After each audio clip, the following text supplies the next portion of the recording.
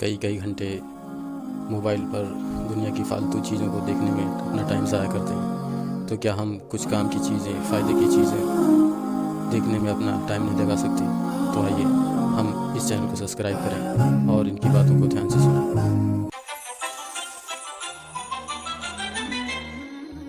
बिस्मिल्लाहिर्रहमानिर्रहीम। मेरे भाई दोस्तों, आज हम इस वीडियो में एक नई बात इसमें ऐड करने वाले हैं। वो नई बात क्या है, अक्सर मुसलमानों को नहीं मालूम है। तो हमने जो पिछली वीडियो में ला इलाहा इल्लल्लाह के 4 मतलब बताए थे, उसमें हमने जो है थोड़ी डिटेल से बातें की थी। इसमें इंशाअल्लाह हम उससे भी ज़्यादा आसान करके हम उन मतलब को समझाएंगे, क्योंकि सहाबा रज़ियल्लाहु ताला अन्हुम को 10 साल 11 साल कलमे को सीखने में लगे थे। तो हमें क्या 1 घंटे में, 1 घंटे में चीज़ें पूरी हम जो है ना बता सकते हैं, ना आप पूरी कुछ चीज़ों को समझ सकते हैं।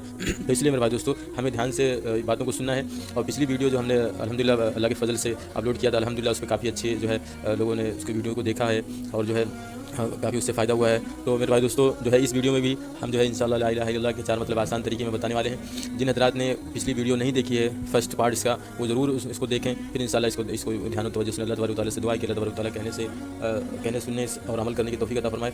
तो हम इसमें जो है ला इलाहा इल्लल्लाह के 4 मतलब फिर से आसान तरीके से समझाने की कोशिश करेंगे। इसमें हम एक नई बात और इसमें हम ऐड कर रहे हैं। तो जो है अल्लाह तबारक व तआला से दुआ है कि अल्लाह तबारक व तआला कबूल फरमाए।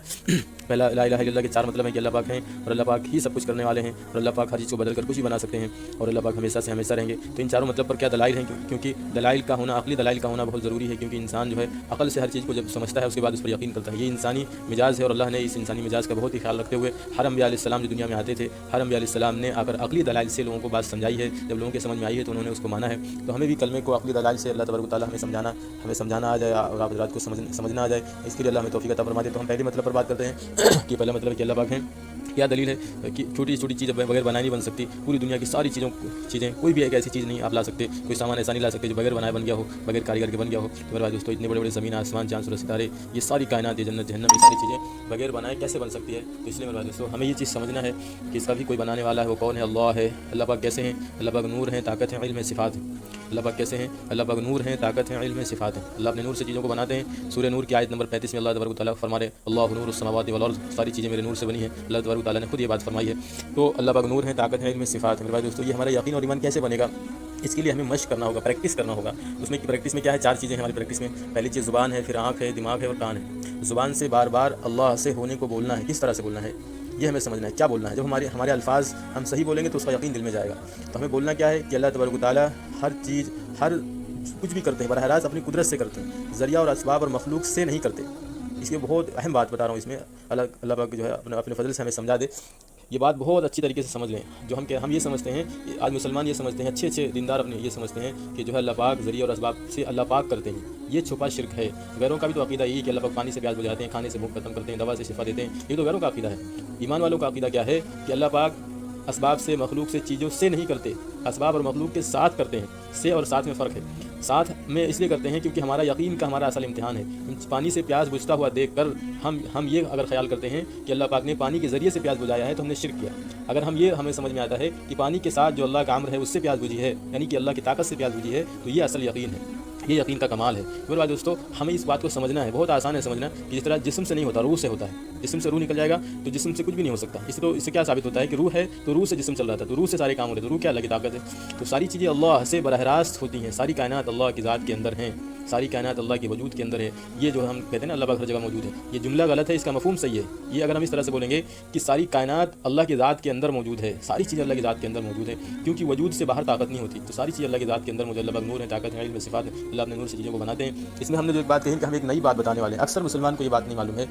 अक्सर मुसलमानों का गलत अकीदा एक रहा है और आज तक है, वो कुरान और हदीस में जो अर्श का जिक्र आया है, सुम्मा इस्तवा अलल अर्श करके कुरान पाक में आए थे, तो इसके बारे में ये ख्याल करते हैं कि देखो अल्लाह पाक खुद फरमा रहे हैं कि हमने अर्श पर इस्तवा फरमाया, तो यानी कि अल्लाह पाक अर्श पर रहते हैं। इसका मतलब ये नहीं है। एक मुफ्ती साहब बता रहे थे कि इसका मतलब ये है कि जो है अल्लाह पाक ने अर्श को चुन लिया। अर्श को रहने के माने, इस्तवा के माने रहना नहीं आता। अर्श को चुन लिया। किस चीज़ के लिए चुन लिया? मिसाल से समझें कि कोई राजा, कोई बादशाह जो है, कोई जो है मुल्क बनाता है, तो उसमें एक शहर को चुनता है अपने कैपिटल के लिए, अपनी राजधानी के लिए। तो कोई बादशाह कहे कि हमने ये सारा मुल्क बनाया है और हमने इस शहर को अपने कैपिटल के लिए चुन लिया, तो इसका मतलब ये नहीं होता कि वो शहर में रहता है।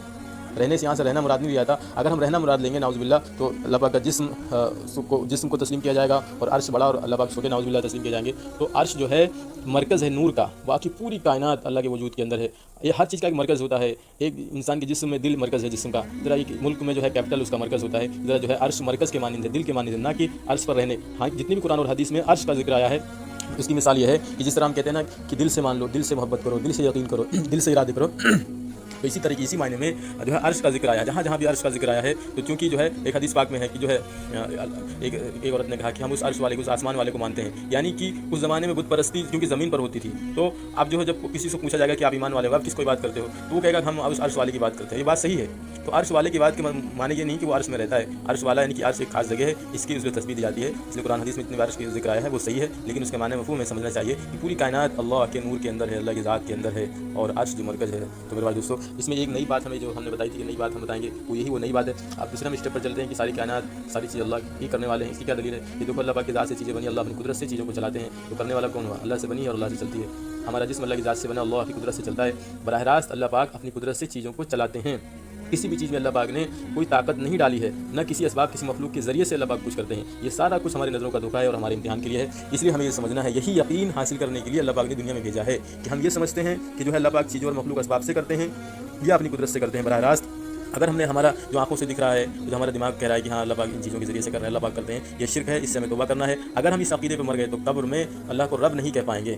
رب کہتے ہیں پالنے والے کو. تو قبر میں سوال ہوگا کہ تم یہاں کیسے پالو گے, یہاں تو کھانا نہیں, پانی نہیں, یہاں تو کچھ بھی نہیں. تو جس کا یقین دنیا میں یہ ہوگا کہ اللہ پاک کھانے اور پانی سے پالتے ہیں, وہ اللہ کو رب نہیں کہہ پائے گا قبر میں. عالم برزخ کی جو قبر ہے وہاں کی بات ہے. اس پر ہم انشاءاللہ ڈیٹیل میں تھوڑی سی بات کریں گے آخرت کی زندگی اور قبر کی زندگی کے بارے میں. انشاءاللہ دلائل سے وہاں کی زندگی سمجھائیں گے. اللہ تبارک و تعالیٰ ہمیں توفیق عطا فرمائے. اور آپ حضرات کمنٹس میں جو ہے بتائیں کہ ہم اور کون سی ٹاپک پر جو ہم بات کریں گے, اور کیا آپ جو ہے اس ٹاپک میں آپ کو کچھ غلط لگ رہا ہے, کیا سمجھ میں آ رہا ہے, تو کمنٹس میں ہمیں ضرور اپنی رائے دیں.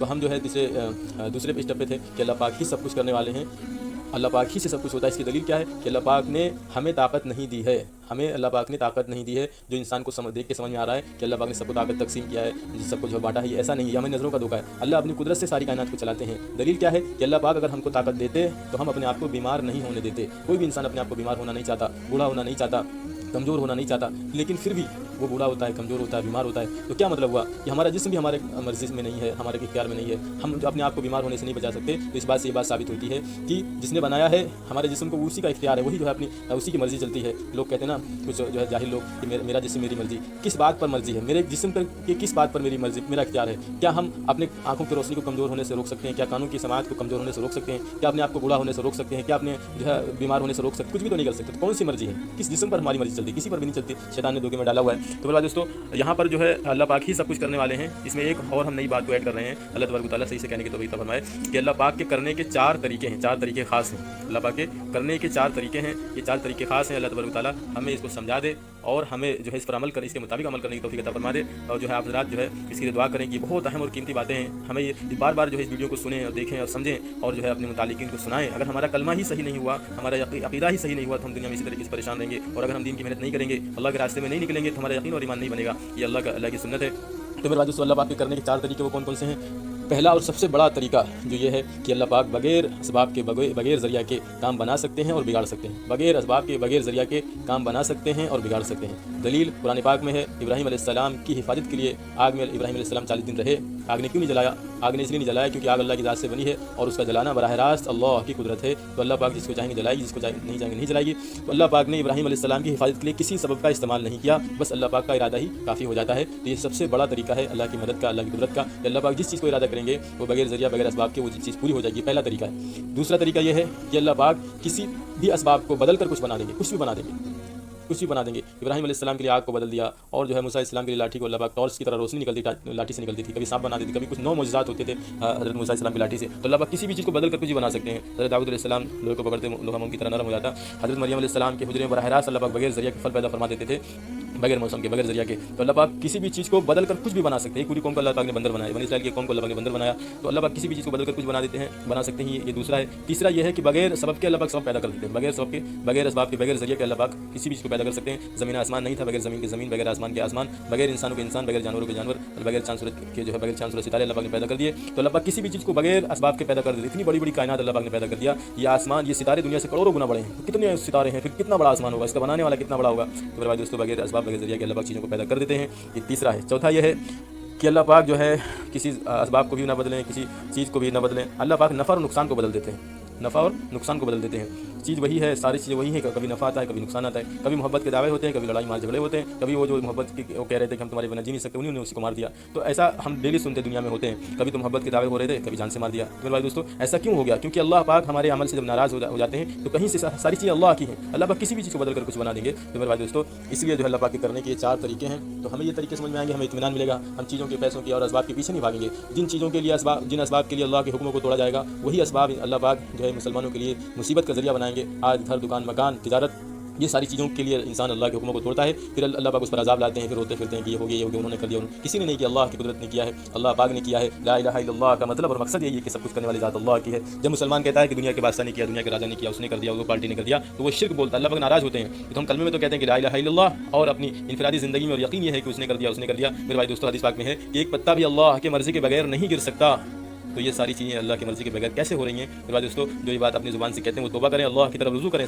جب صحیح جو ہے پریشانی کہاں سے آ رہی ہے تو جو ہمیں صحیح پتہ لگے گا تبھی ہم اس کی طرف صحیح علاج کر سکتے ہیں، اس کی طرف رجوع کر سکتے ہیں، ہم سے کیا گناہ ہو رہے ہیں، کیا خطائیں ہو رہی ہیں۔ اللہ پاک نے سورۃ توبہ میں فرمایا ہے جب مسلمان اپنے گھروں کو چھوڑ کر اللہ کے راستے میں نہیں نکلے گا تو ہم اس کو عذاب دیں گے، آیت کا مفہوم ہے۔ میرے بھائی دوستو اس لیے جو ہے ہمیں سمجھنا ہے، سمجھانا ہے، محنت کرنا ہے۔ اس لیے لا الہ الا اللہ کے جو ہے دو مطلب، تیسرا جو آپ نے سن لیا کہ اللہ پاک ہر چیز کو اس میں بدل سکتے ہیں، اسی میں چیز آ گئی۔ چوتھا مطلب ہم نے بتایا تھا کہ اللہ پاک ہمیشہ سے ہمیشہ رہیں گے، اس کی کیا دلیل ہے؟ تو میرے بھائی دوستو اس بات کو سمجھنا بہت آسان ہے، اللہ کے سمجھ میں آ جائے کہ چوتھا مطلب ہے کہ اللہ پاک ہمیشہ سے ہیں اور ہمیشہ رہیں گے۔ اب جو شیطان کہتے ہیں اللہ پاک کو نعوذ باللہ کس نے پیدا فرمایا، اس کا لوگ جو بھی کہتے ہیں ان کی یہ بات غلط ہے۔ کیسے غلط ہے؟ کہ ہمارا دعویٰ کیا ہے؟ ہمارا دعویٰ یہ ہے کہ اللہ پاک ہمیشہ سے ہیں، ہمیشہ رہیں گے۔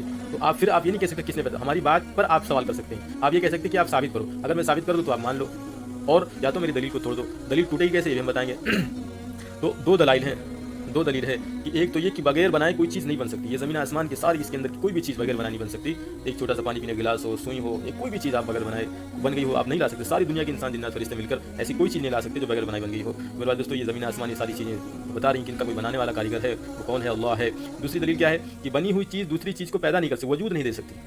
ساری دنیا کے انسان جنات فرشتے مل کر، سارے نبی ولی صحابہ سب مل کر، ساری سائنس ٹیکنالوجی سب ایک جگہ جمع ہو جائیں، سب پوری طاقت لگا دیں گے، پھر بھی ایک رائے کے دانے کے برابر کسی چیز کو پیدا نہیں کر سکتے۔ کیوں نہیں کر سکتے؟ کیونکہ یہ ان سب کو کسی اور نے پیدا کیا ہے، اس لیے دوسری چیز کو پیدا نہیں کر سکتے۔ یہی دلیل ہے کہ ان سب ساری کائنات کی ساری چیزیں بغیر پیدا کیے پیدا ہو نہیں سکتی، اور جس نے ان کو پیدا کیا ہے وہ اس کا ہمیشہ سے ہونا لازم ہے، جو ہمیشہ سے نہیں ہوگا وہ پیدا نہیں کر سکتا۔ یہی بات حق ہے اور سچ ہے۔ تو میری دو دلیل دی ہیں، دو دلیل کو پوری دنیا کے شیطان مل کر توڑ نہیں سکتے۔ الحمدللہ یہ دلیل بہت مضبوط ہے کہ پوری دنیا کے انسان جنات فرشتے مل کر کوئی چیز ایسی نہیں لا سکتے جو بغیر بنائی بن گئی ہو، اور پوری دنیا کے انسان جنات فرشتے مل کر کسی چیز کو پیدا نہیں کر سکتے۔ ان دو چیزوں کو ایک دلیل توڑنے کے لیے پوری دنیا کے انسان مل جائیں، وہ کسی چیز کو پیدا کر کے دکھا دیں تو ہماری دلیل ٹوٹ جائے گی، اور پوری دنیا کے انسان مل کر کوئی چیز ایسی لے آئیں جو بغیر بنائے بن گئی ہو تو ہماری دلیل ٹوٹ جائے گی۔ میرے بھائی دوستو میرے نبی صلی اللہ علیہ وسلم نے فرمایا کہ اللہ کو اللہ کی قدرت سے پہچانو۔ سوچو اتنا بلند آسمان کس نے بنایا ہے، یہ ستارے کس نے بنائے ہیں، یہ سورج کس نے بنایا ہے؟ تو اللہ پاک فرمائے قرآن پاک میں کہ ہم نے دنیا کو پیدا کیا، اس کائنات کو پیدا کیا تو اندھیرا تھا، تو ہم نے سوچا اس کو روشنی کا انتظام کیا جائے تو ہم نے سورج کو پیدا کر دیا۔ پھر جو ہے رات آتی ہے، رات بھی بنائی آرام کے لیے، رات میں بھی روشنی کی ضرورت پڑے گی تو ہم نے چاند کو پیدا کر دیا، چاند بھی ہمیشہ نہیں رہتا تو ستاروں کو پیدا کر دیا۔ تو یہ انتظام کس نے کیا؟ اپنے آپ ہو گیا،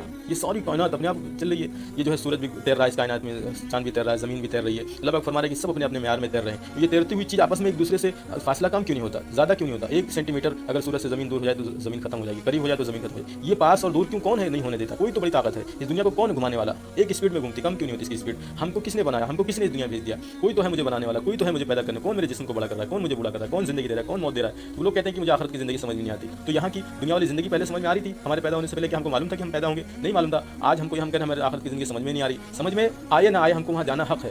یہاں کی زندگی سمجھ میں نہیں آتی، یہاں آ گئے، اللہ پاک نے پہلی بار بنا دیا دوبارہ بنا دیں گے، کیا مشکل ہے؟ تو میرے بھائی دوستو یہ بات حق اور سچ ہے، اس کی دعوت دینے سے، محنت کرنے سے باتیں سمجھ میں آتی ہے۔ اللہ تبارک و تعالیٰ سے دعا ہے کہ اللہ تبارک و تعالیٰ ہمارے یقین اور ایمان کو بڑھائے اور جو ہے اپنے دین کی محنت کے لیے قبول فرمائے۔ میرے بھائی دوستو ہم جو ہے دین سیکھیں گے، سکھائیں گے تو جو ہے محبت کا ماحول اور رحمت کا ماحول قائم ہوگا۔ دین نہیں ہوگا زندگیوں میں تو آج گھروں میں لڑائیاں ہیں، حسد ہیں، گھر جو ہے جہنم بنے ہوئے ہیں۔ اس کی وجہ کیا ہے کہ دین زندگیوں میں نہیں، دین کیسے آئے گا؟ محنت سے آئے گا، اللہ کے راستے میں نکلنے سے، گھر بیٹھے نہیں آ سکتا۔ آپ کتنا بھی بچوں کو، بیوی کو، سارے لوگوں، گھر والوں کو مارو، ڈانٹو، کچھ سمجھاؤ، کردار سمجھاؤ کہ دیندار بن جاؤ، کہنے سننے سے کچھ نہیں ہوتا۔ کہنے ایک محنت ہے، اللہ کے راستے میں نکلو، جس کو بھی دیندار بنانا چاہتے ہو 3 دن کے لیے اللہ کے راستے میں بھیجنا شروع کرو، دھیرے دھیرے دیندار بن جائے گا، اللہ سے ڈرنے والا بن جائے گا۔ اس لیے میرے دوستو ہمارے پاس راستہ ہے، ہمارے پاس طریقہ ہے، نبی صلی اللہ علیہ وسلم نے ہمارے اللہ پاک نے بتایا ہے۔ قرآن پاک میں بہت ساری آیتیں ہیں اللہ کے راستے میں نکلنے کی، آل عمران کی آیت نمبر 104 اور آل عمران کی آیت نمبر 110 اور سورہ توبہ میں اور بھی بہت ساری جگہوں پر قرآن پاک میں اللہ پاک کا امر ہے، اللہ کا حکم ہے، اللہ کے راستے میں نکل کر دین کو قائم کرنے کی محنت کرو گے تو ہم تمہاری مدد کریں گے۔